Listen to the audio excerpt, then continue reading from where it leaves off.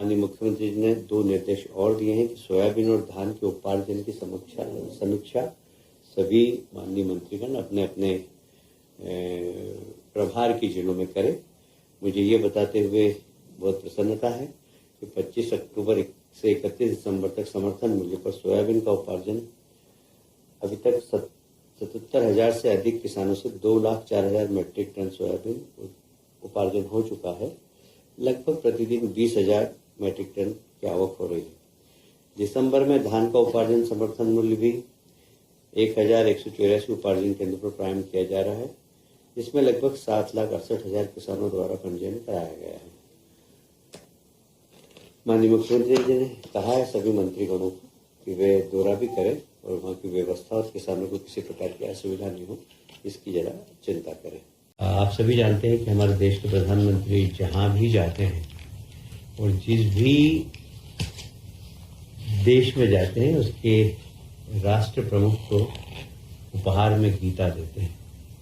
और गीता एक सिर्फ धार्मिक ग्रंथ नहीं है, वह मानव मूल्यों को प्रदर्शित करता है। और इसलिए गीता पूरी एक तरीके से मैं कहूँ कि जीवन पद्धति मनुष्य की कैसी होना चाहिए उसका मार्गदर्शन भी देता है। और इसीलिए गीता जयंती इस बार माननीय मुख्यमंत्री जी ने कहा है कि पूरे प्रदेश में बहुत धूमधाम से मनाना चाहिए। माह दिसंबर में 8 से 11 तारीख तक उज्जैन में और 11 तारीख को भोपाल और समस्त जिलों में गीता जयंती के भव्य समारोह आयोजित होंगे। तानसेन समारोह जैसा कि हर वर्ष होता है, इस बार 15 से 19 दिसंबर में ग्वालियर में आयोजित होगा।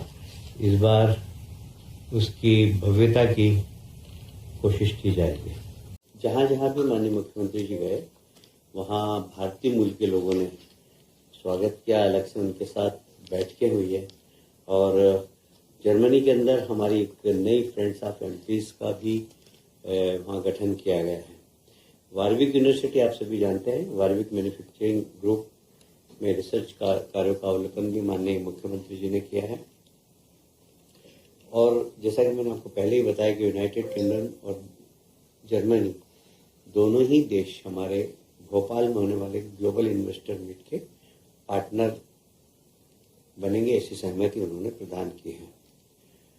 मुझे ये कहते हुए बहुत गर्व हो रहा है कि 2025 प्रदेश भर में उद्योग और रोजगार वर्ष के रूप में मनाया जाएगा, जिसमें एमएसएमई और उद्योग विभाग ऐसे सभी, विशेषकर मैं एक बात और कहना चाहता हूँ कि विज्ञान, टेक्नोलॉजी, कुटीर व ग्रामोद्योग, माइनिंग, नवीनीकरण ऊर्जा, उद्यानिकी, फूड प्रोसेसिंग आदि विभागों की वर्ष भर गतिविधियां संचालित की जाएगी। और इस क्षेत्र में कैसे निवेश आए, इसके लिए विभागों को जवाबदारी दी गई है चुनौती के रूप में। 7 दिसंबर को नर्मदापुरम में रीजनल इन्वेस्टर समिट का आयोजन हो रहा है, पर इस रीजनल समिट में जो विशेष नर्मदापुरम में अभी जो इन्वेस्टर कौन कौन से आएंगे इसके बारे में आपको बताऊंगा ही मैं, पर बाद में बताऊंगा।